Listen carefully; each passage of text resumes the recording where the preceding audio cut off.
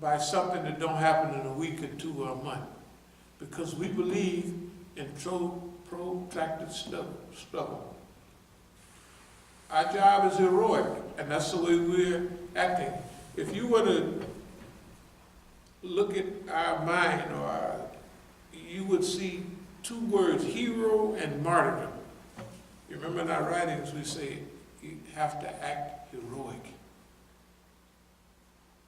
You have to act heroic. Self-created heroes. Amen. Hero and martyr. When you got those, ain't nothing nobody can do. So we believe in protracted. Turn Oakland into a hot coal in the hands of the Negroes are always calling here, calling us. Why would they be calling us all the time? What would be the reason? If you're trying to steal something or a drug addict, you don't call the people and say, yeah, da-da-da-da-da. Their job is to harass us. Their job is to try to provoke us. That evidently is not going to work. But what it does is, it's to force them up, like my son said the other day. He said, yeah, Dad, it said that the higher the monkey go up in the tree, the more you can see his behind. So that's right. Look, you gotta look at it. These people, perfect. These people, man, look at them. They're out in the open.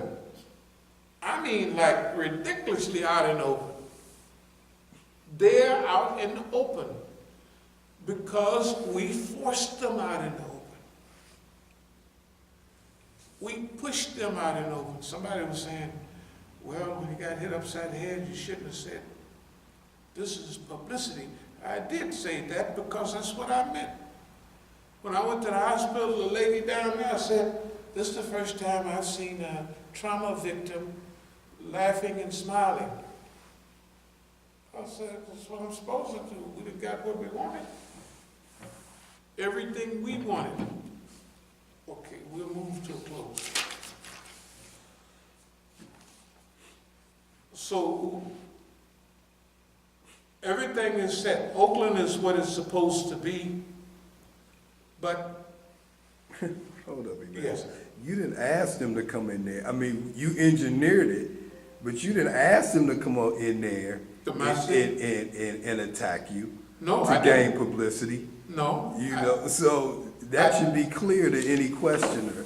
I did not ask them. In fact, I was sitting there talking to them.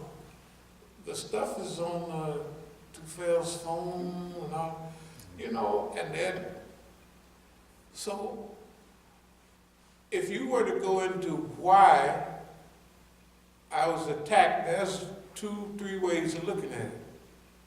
One, I could be moving too slow. A lot of stuff they did it as though they want me to hurry up and do this, that, and other. So they might want to speed it up. Number 2, they might want it to get in my head. They might have wanted to get in my head for the reasons that we said. They might have wanted to pretend to put something in my head, or they did put something in my head. They did. Okay. And then there's other things to go with it. So, you don't always know, this soul, we use the word domesticated. That means you trained something.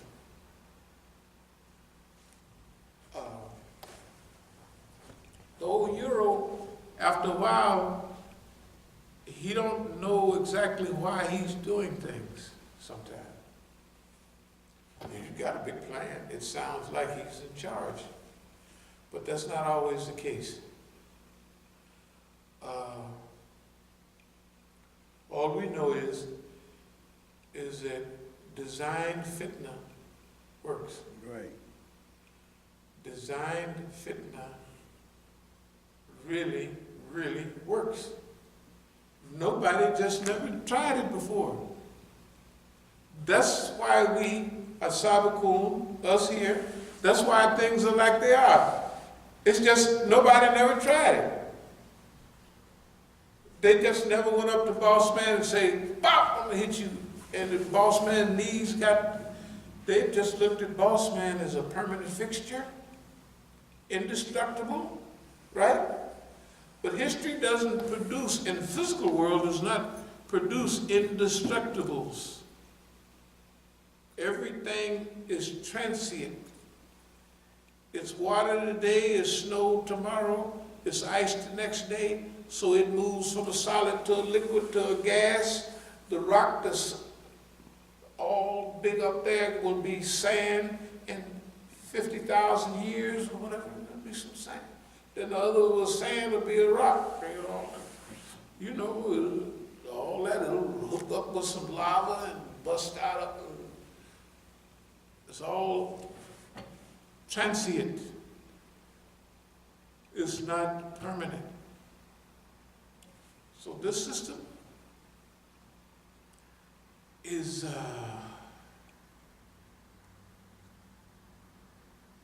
this system sometimes loses its own focus without it knowing that it's losing. It also has a lot of blind spots. The system is vulnerable. They always are.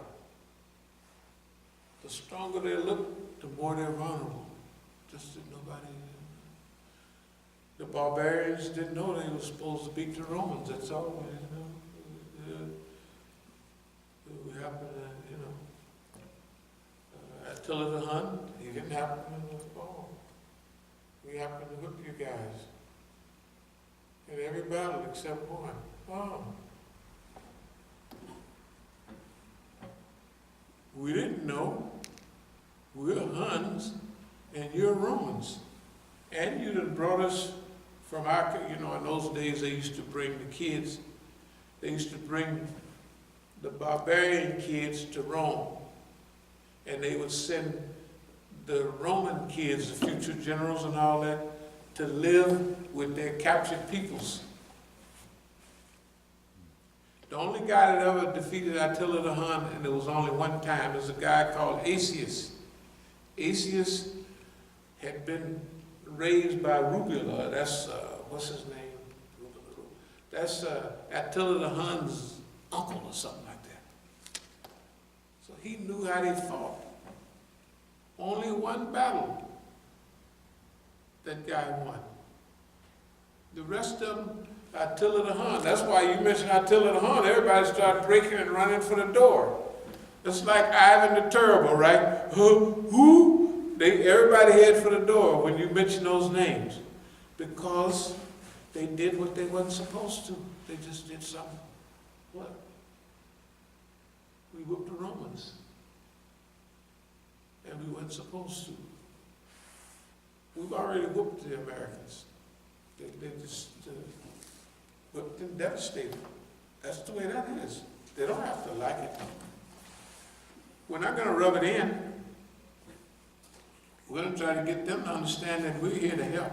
That's all. We're here to help. So sanctions destroyed. Let's see, what else do we have? That's basically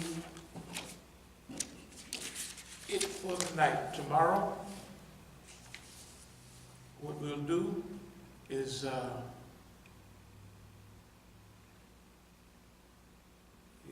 sanctions just of Venezuela, literally.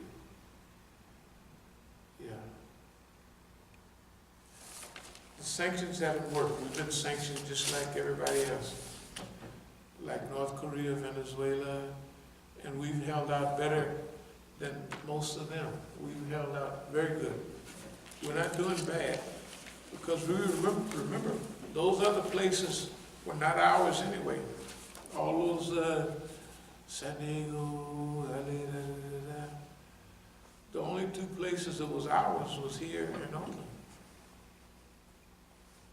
We got them covered. We start the revival from here. We start the revival from Oakland. Technically, we've already started the revival. Are there any questions or comments?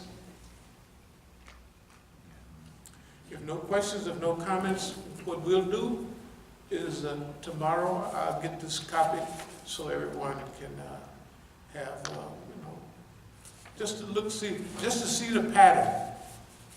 What S1 said, what S2 said, it's the pattern. And like the guy said, I'm a trained FBI agent. I do this I do this. This is what I do. He's not bashful about it. He said, this is what I do. Okay.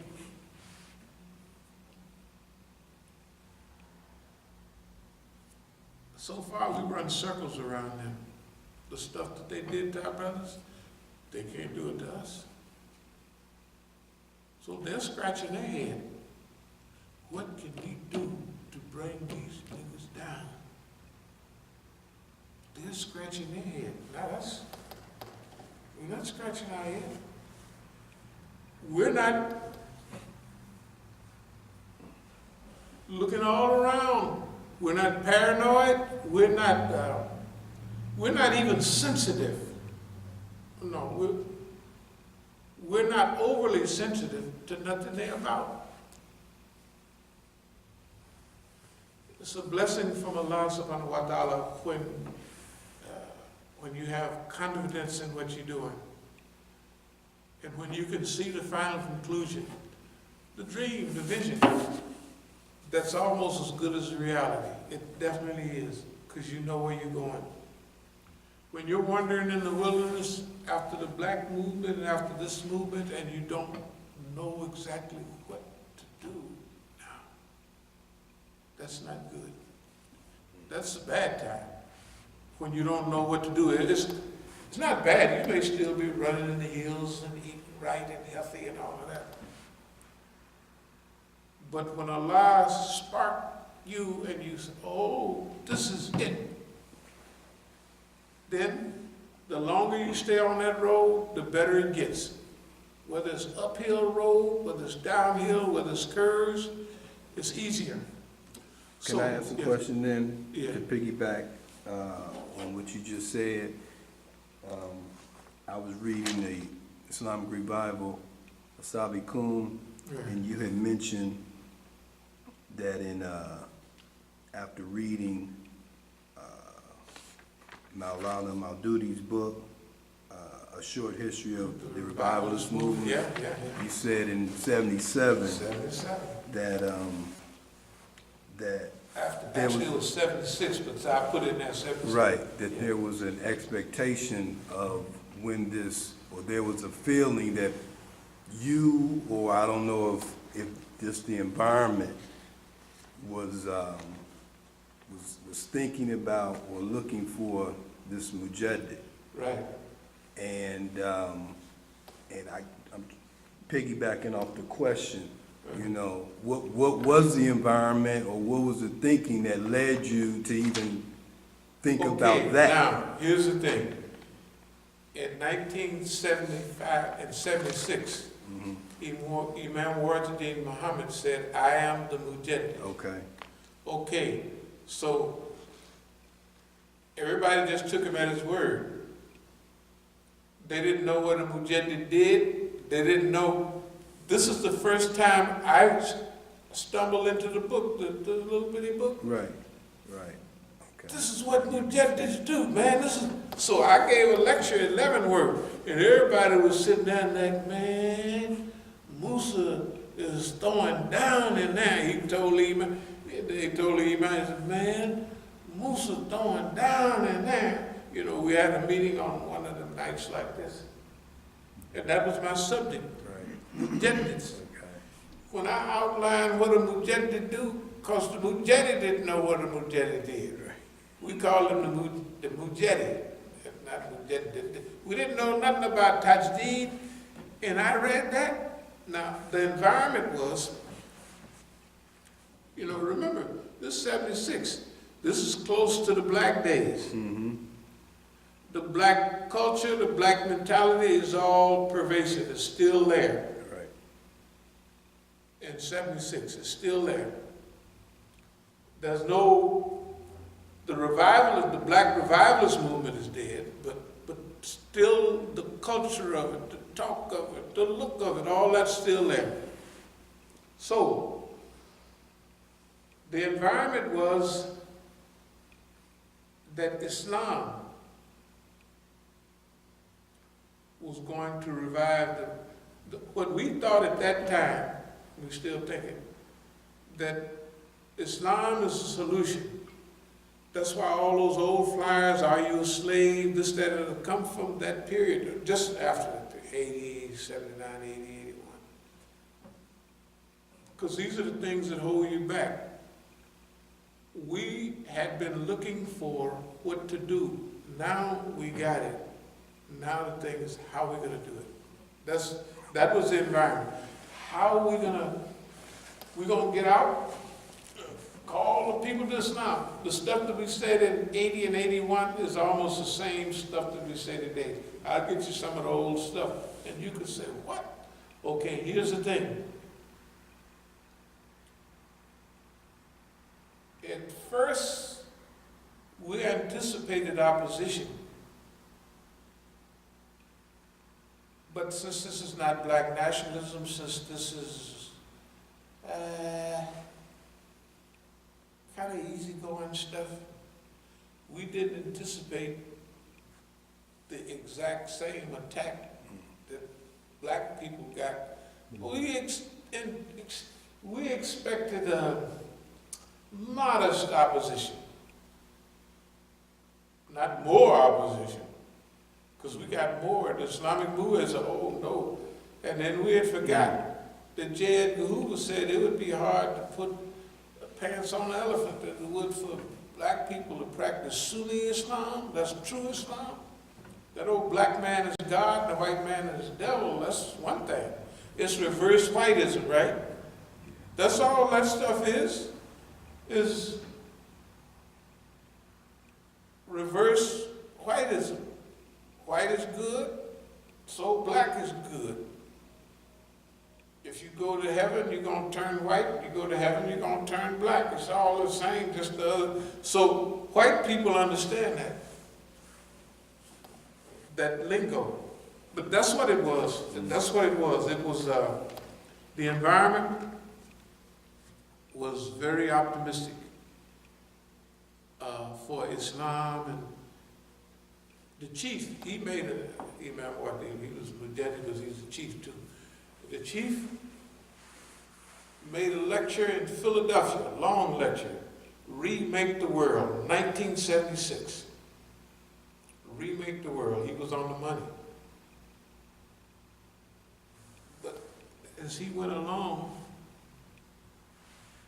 the niggas, see Imam Muhammad himself was a good man, no doubt about it. He was an honest man. Fahim Shuaib, Yahya down there, and what's that?